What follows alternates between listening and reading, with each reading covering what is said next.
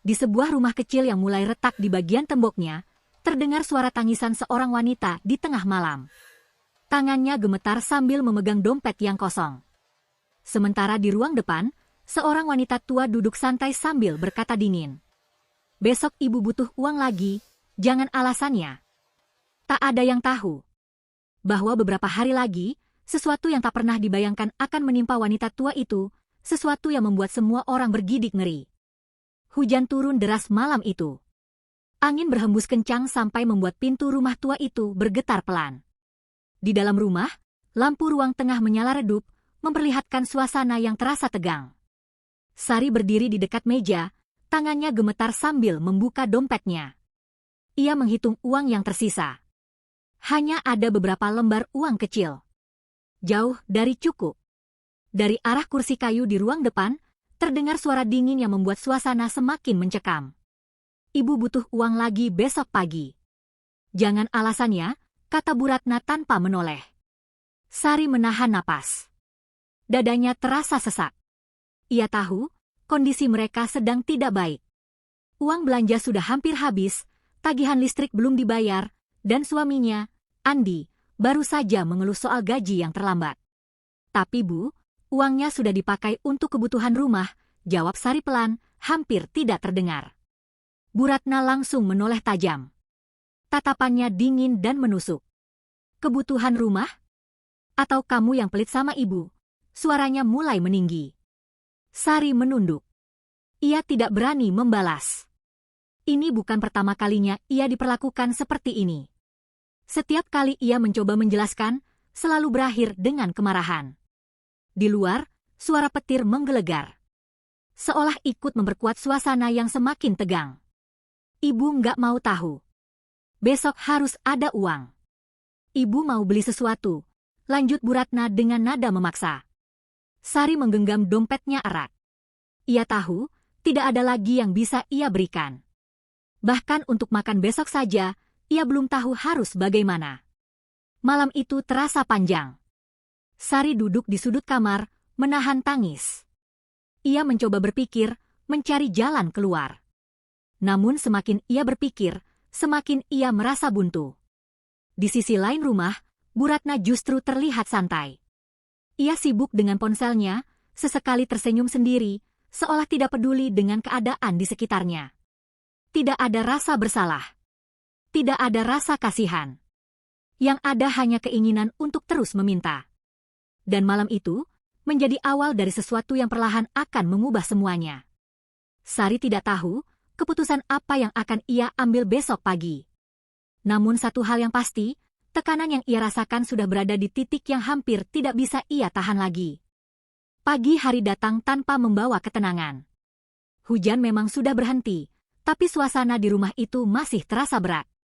Sari bangun lebih awal, menyiapkan sarapan seadanya dari bahan yang tersisa. Nasi dingin dan telur satu butir dibagi untuk bertiga. Andi duduk di kursi makan dengan wajah lelah. Ia terlihat banyak pikiran, tapi belum sempat bicara, Bu Ratna sudah lebih dulu bersuara dari ruang depan. "Andi, nanti kamu ambil uang di ATM-nya. Ibu mau ke pasar, ada yang mau dibeli," ucapnya tanpa melihat kondisi di meja makan. Andi terdiam sejenak. Ia melirik Sari, lalu kembali menunduk. "Bu, gaji saya belum masuk," jawab Andi pelan.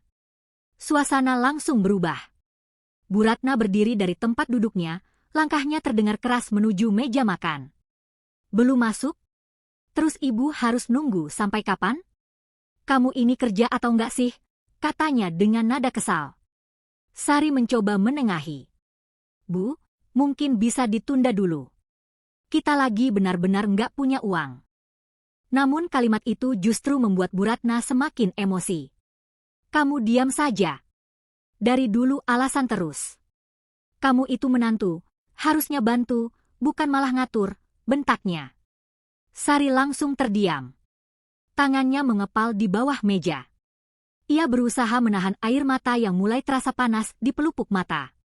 Tak lama, Bu Ratna kembali berbicara, kali ini dengan nada lebih dingin tapi penuh tekanan. "Ibu nggak mau tahu. Hari ini harus ada uang. Mau dari manapun, itu urusan kalian. Setelah itu, ia pergi begitu saja, meninggalkan suasana yang sunyi dan penuh beban. Andi menghela napas panjang. Ia memijat keningnya pelan.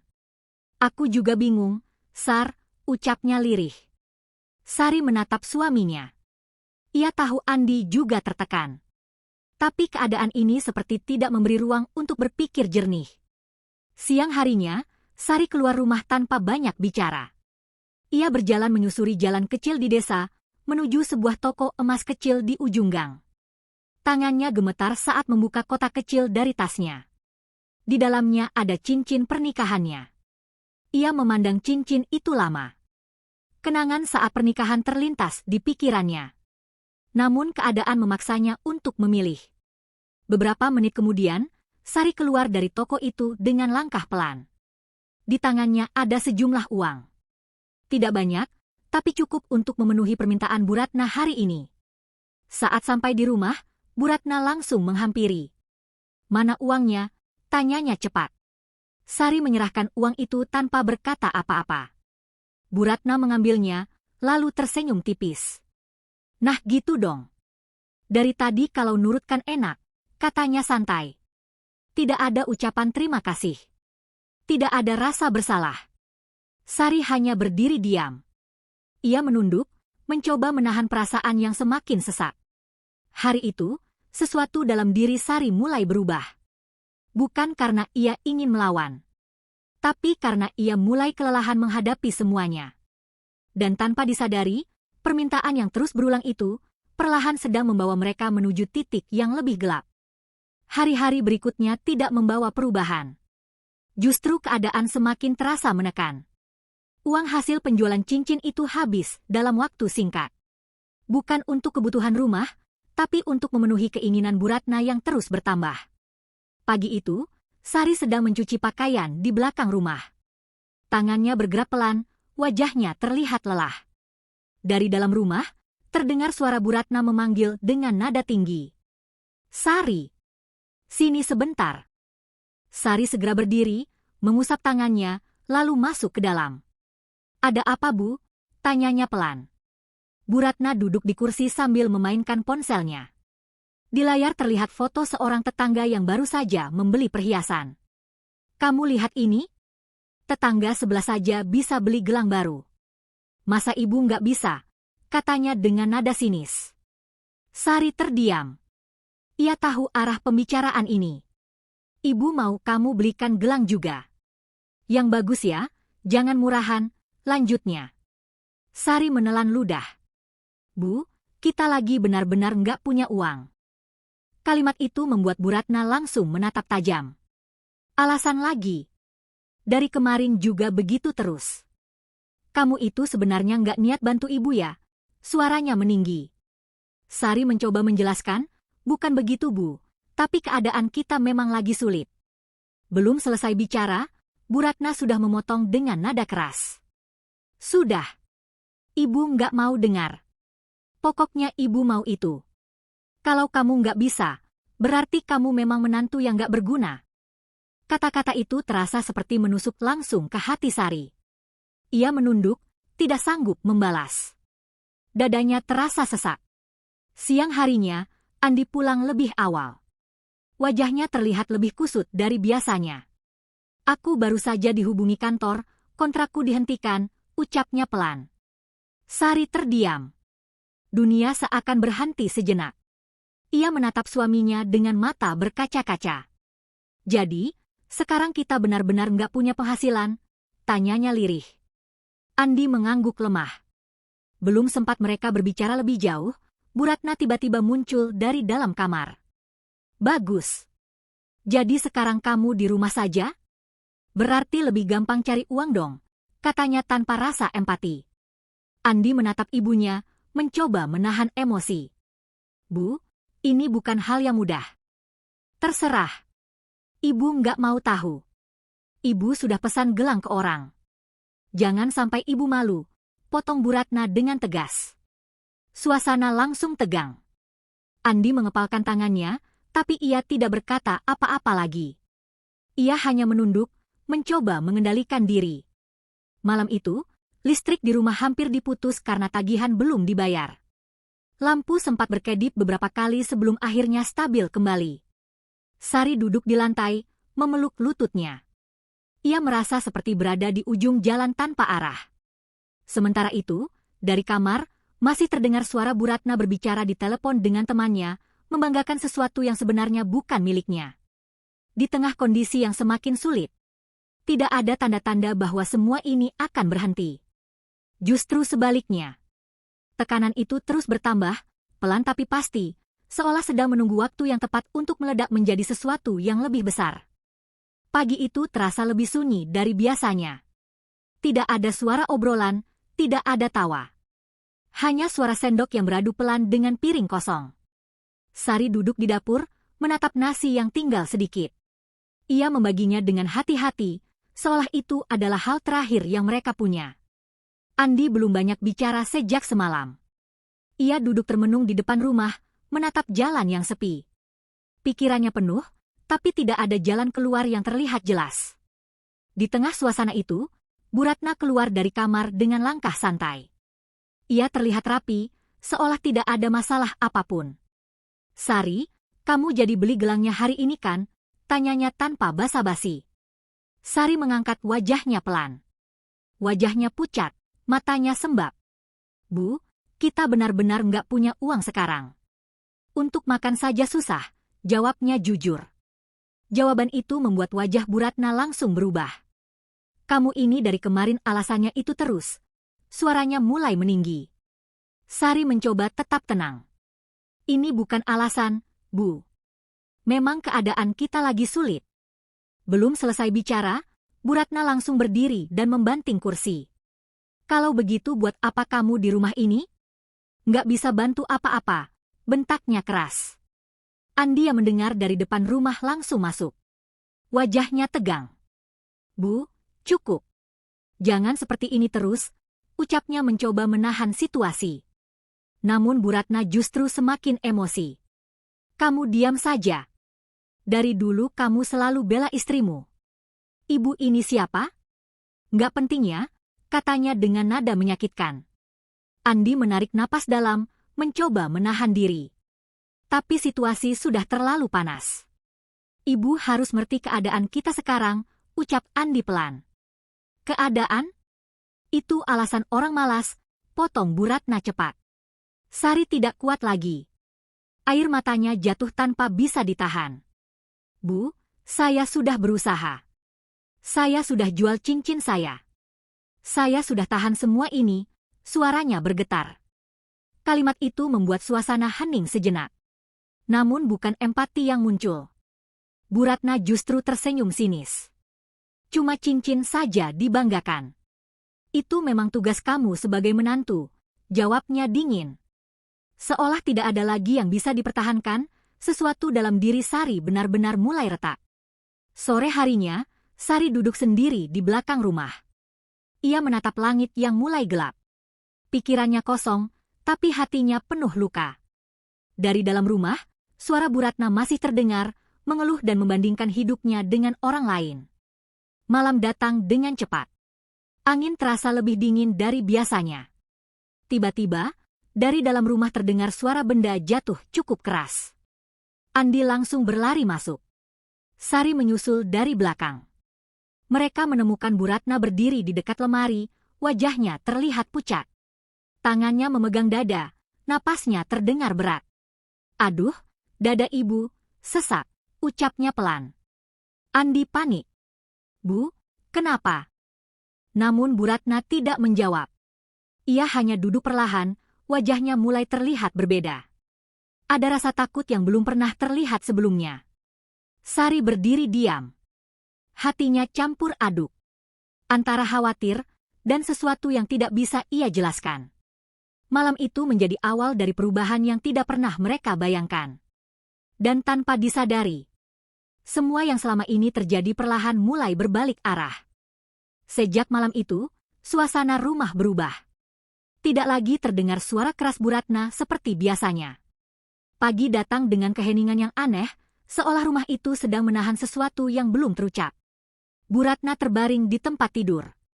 Wajahnya pucat, matanya terlihat lelah. Sesekali ia memegang dadanya, menarik napas pelan seperti menahan rasa sakit. Sari berdiri di dekat pintu kamar, ragu untuk masuk. Ia belum sepenuhnya melupakan semua perlakuan yang ia terima. Tapi melihat kondisi itu, hatinya tetap tergerak. "Bu, mau minum?" tanya Sari pelan. Bu Ratna tidak langsung menjawab. Ia hanya melirik sekilas, lalu mengangguk kecil. Sari mendekat dan membantu menyuapkan air. Tangannya sedikit gemetar. Bukan karena takut, tapi karena perasaan yang bercampur. Beberapa saat setelah itu, Bu Ratna mencoba berbicara. "Sari, ambilkan uang," ucapnya terputus-putus. Sari terdiam. Permintaan itu lagi. Bahkan dalam kondisi seperti ini, hal pertama yang keluar dari mulut Bu Ratna tetap sama. "Bu, kita benar-benar sudah tidak punya uang," jawab Sari pelan. Bu Ratna mencoba mengulang ucapannya. "Uang? Ibu mau." Namun tiba-tiba suaranya berhenti. Tenggorokannya seperti tercekat. Ia memegang lehernya, matanya membesar. "Bu?" Andi yang berdiri di samping tempat tidur langsung panik. Bu Ratna mencoba lagi berbicara, tapi yang keluar hanya suara serak dan tidak jelas. Wajahnya mulai terlihat ketakutan. Suaranya terhenti, berubah menjadi seperti tangisan yang tertahan. Ia menatap Andi dan Sari dengan mata penuh kebingungan. Seolah tidak mengerti apa yang sedang terjadi pada dirinya. Andi semakin panik. "Bu, coba ngomong pelan." "Bu?" Namun tetap saja, setiap kali Bu Ratna mencoba meminta sesuatu, suaranya tidak keluar dengan benar. Yang terdengar hanya napas berat dan suara lirih yang tidak jelas. Siang itu, beberapa tetangga datang menjenguk. Mereka berdiri di depan pintu, berbicara pelan satu sama lain. "Katanya sakit tiba-tiba ya?" "Iya, padahal kemarin masih kelihatan sehat." Bu Ratna mendengar semua itu. Ia mencoba memanggil salah satu tetangga. "Bu, sini." Namun lagi-lagi, suaranya berubah menjadi tangisan yang aneh. Tidak jelas, tidak seperti biasanya. Tetangga itu hanya saling pandang, lalu tersenyum kaku. "Cepat sembuh ya," ucapnya singkat, lalu pamit. Tidak ada yang benar-benar mendekat. Tidak ada yang lama-lama tinggal. Satu persatu mereka pergi. Sore menjelang, rumah itu kembali sepi. Bu Ratna mulai terlihat gelisah. Tangannya terus bergerak, seolah ingin mengatakan sesuatu. Ia menunjuk ke arah luar, lalu ke arah lemari, lalu kembali ke arah Andi. Tetap tidak jelas. Andi mencoba memahami, tapi tidak berhasil. "Bu, ibu mau apa?" tanyanya bingung. Bu Ratna menatapnya dengan mata berkaca-kaca. Untuk pertama kalinya, terlihat jelas rasa takut di wajahnya. Malam datang perlahan. Lampu rumah kembali berkedip sebentar, membuat suasana terasa semakin mencekam. Di tengah keheningan itu, Bu Ratna tiba-tiba menangis. Bukan seperti biasanya. Tangisnya terdengar pelan, tapi penuh tekanan. Ia mencoba berbicara lagi, mencoba meminta sesuatu. Namun setiap kata yang ingin keluar, justru berubah menjadi tangisan yang tidak bisa ia kendalikan. Sari berdiri di sudut kamar, memperhatikan semuanya.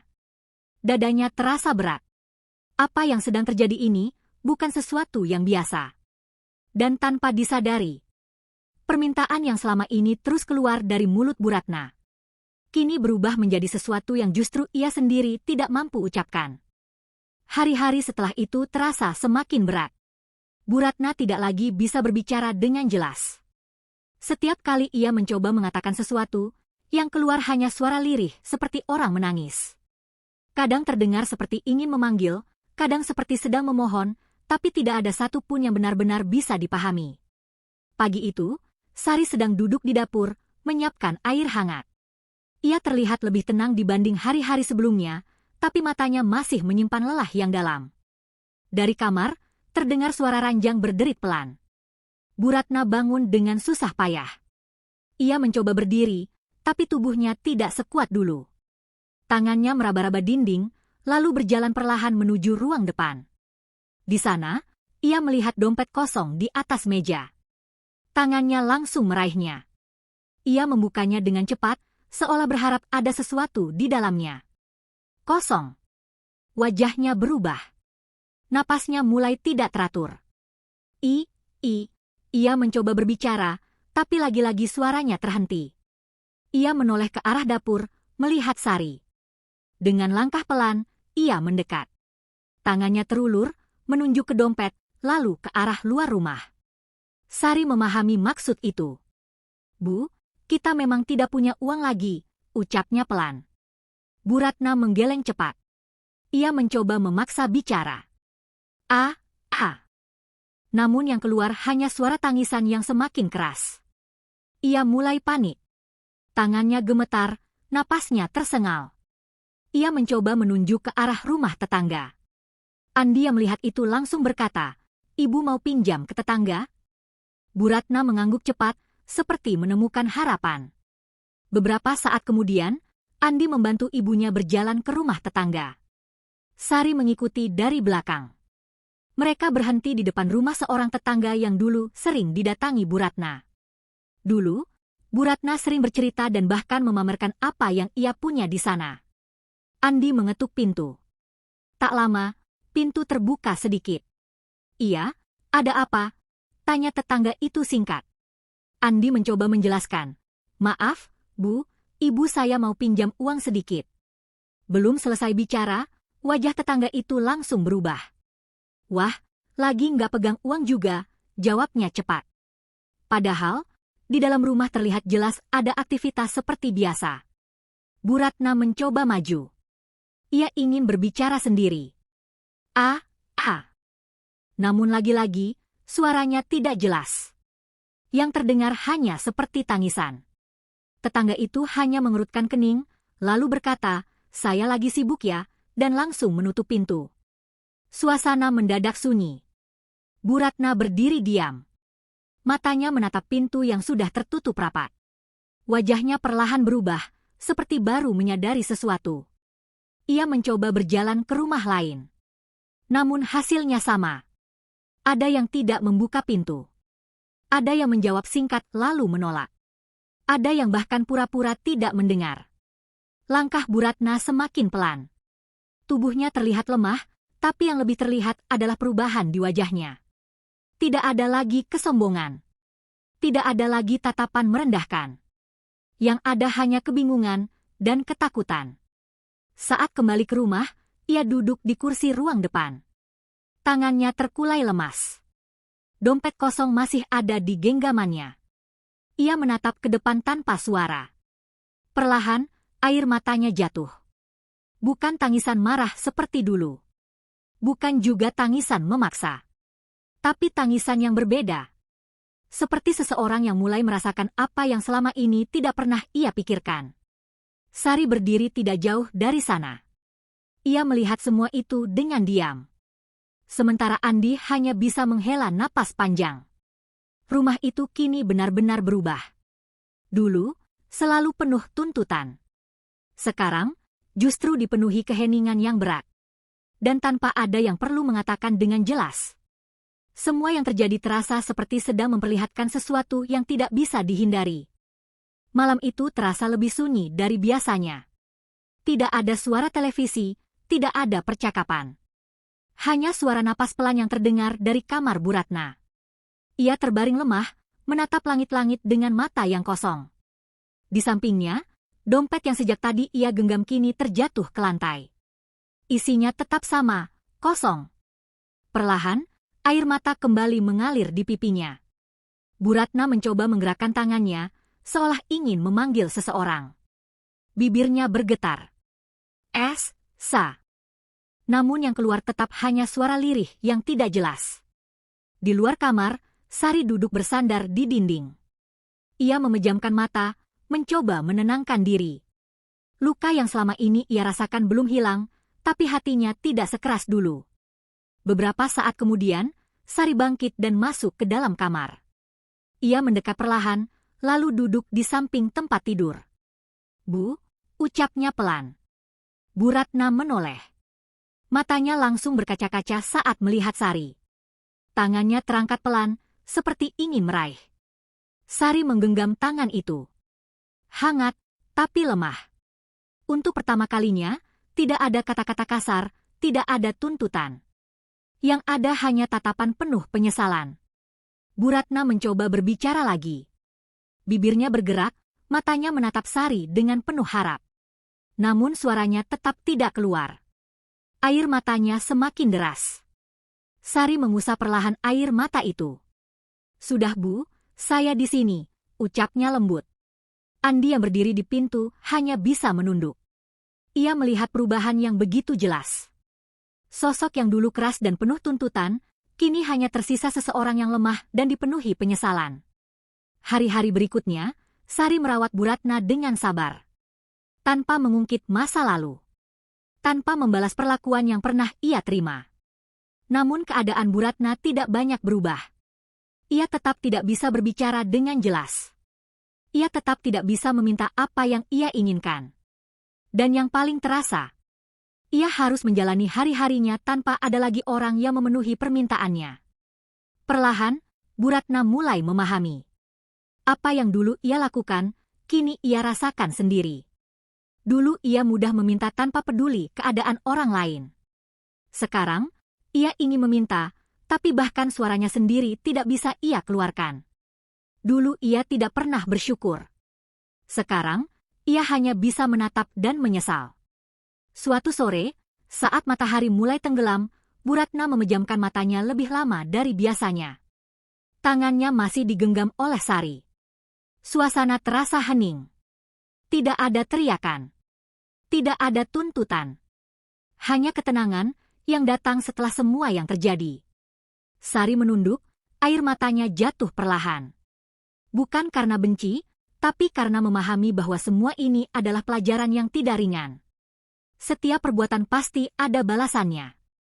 Cepat atau lambat, apa yang kita lakukan kepada orang lain akan kembali kepada diri kita sendiri. Jangan pernah menjadikan orang lain sebagai tempat memenuhi keinginan tanpa batas. Karena di balik kesabaran seseorang, ada batas yang jika dilampaui akan meninggalkan luka yang dalam. Bersyukur itu sederhana, tapi sering dilupakan. Dan ketika kesempatan itu sudah hilang, penyesalan tidak akan bisa mengembalikan keadaan. Perlakukan keluarga dengan kasih, bukan dengan tuntutan. Karena rumah seharusnya menjadi tempat ternyaman, bukan tempat penuh tekanan. Keserakahan tidak pernah membawa ketenangan, hanya mempercepat datangnya penyesalan. Orang yang terlalu banyak meminta, sering lupa bagaimana rasanya memberi. Luka karena kata-kata bisa bertahan lama, bahkan saat semuanya sudah terlambat. Kesabaran seseorang bukan berarti ia lemah, tapi karena ia masih memilih untuk bertahan.